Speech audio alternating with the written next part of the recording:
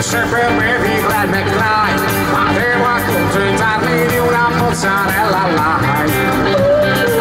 Tra recessione e austerità, il mio metabolismo annaspa ma non ce la fa.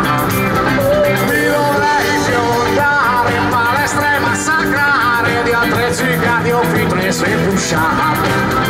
Tutte le vetrate, le tutte griffate delle ragazze sui navi.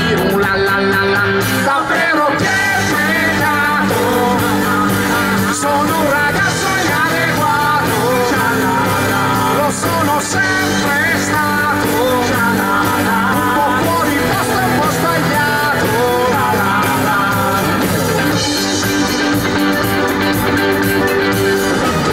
Vorrei essere come quelli che al ristorante sembra giudici di Masterchef,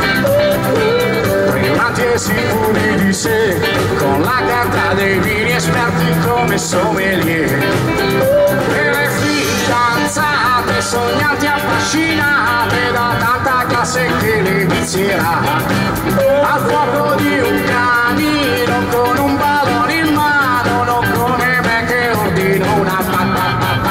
Davvero che peccato, sono un ragazzo inadeguato, sono sempre stato, un po' fuori posto e un po' sbagliato, non sono mai cambiato, sono un ragazzo inadeguato, anche se sono cresciuto, sono rimasto un po' sfasato. Mi piacerebbe essere cool, vestito come un uomo copertina di GQ,